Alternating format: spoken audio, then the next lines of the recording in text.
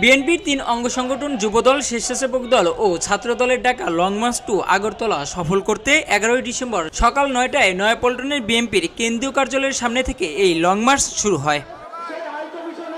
Double million offer, Walton fridge কিনে পেতে পারেন ২০ লক্ষ টাকা, রয়েছে কোটি কোটি টাকার নিশ্চিত উপহার। আগরতলায় বাংলাদেশের সহকারী হাই কমিশনে হামলা, কলকাতায় জাতীয় পতাকার অবমাননা এবং উস্কানিমূলক অপপ্রচারের প্রতিবাদে এই লং মার্চের ডাক দেন।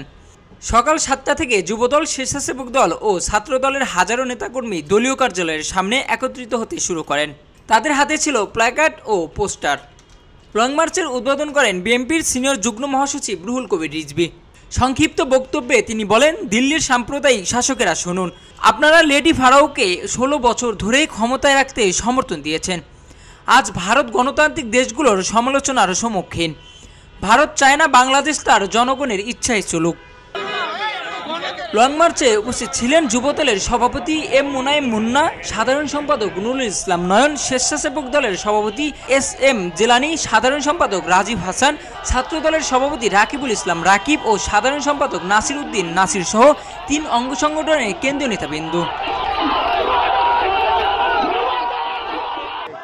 লং মার্চের গাড়িবহর ঢাকা থেকে বের হয় ইত্তেফাক মোড়, সাইনবোর্ড, চিটাগাং সড়ক রোড হয়ে কাশপুর মোড়, তারাবো, ভুলতা, গাউসিয়া, মাধবদী, বারুইচা হয়ে ভৈরবের পথসভা করেন। সেখান থেকে আখাউড়া পৌঁছান। আমরা বাংলাদেশের ভূখণ্ড নিয়ে যে কোনো চক্রান্তের বিরুদ্ধে সবসময় সোচ্চার। ভারতীয় কর্তৃপক্ষ যে ধরনের উন্নাসিকতা দেখাচ্ছে, একটি রাষ্ট্রের হাই কমিশনের নিরাপত্তা দেওয়ার দায়িত্ব ওই দেশের ভারতীয় কর্তৃপক্ষ, ভারতীয় রাষ্ট্র সরকার কর্তৃপক্ষ এখানে ব্যর্থ হয়েছে। জেনেভা কনভেনশন অনুযায়ী হাই কমিশনের নিরাপত্তা দেওয়ার দায়িত্ব তারা যে নিরাপত্তা দিতে ব্যর্থ হয়েছে। আমি তীব্রভাবে তাদের এই অবহেলা এবং এই কর্মকাণ্ডের তীব্র নিন্দা জ্ঞাপন করছি।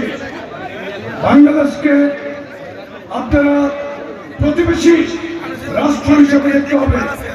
আমরা সুস্পষ্টভাবে বলতে চাই, বাংলাদেশের বাইরে আমাদের জন্য প্রভু নেই।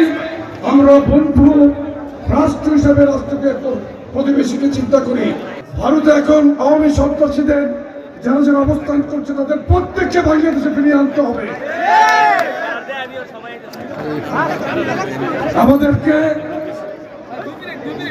ইস্পাত কঠিন ঐক্যের মাধ্যমে বাংলাদেশের স্বাধীনতার প্রতি যে সকল দৃষ্টি দিয়েছে সেটাকে প্রতিহত করতে হবে। বিজিবির ৬০ ব্যাটালিয়ন অধিনায়ক lieutenant colonel A M Jaber bin Jabbar বলেন, লং মার্চ কর্মসূচিকে কেন্দ্র করে আখাউড়া স্থলবন্দর ও ইমিগ্রেশন চেকপোস্ট এলাকায় পর্যাপ্ত সংখ্যক বিজিবি মোতায়েন করা হয়েছে।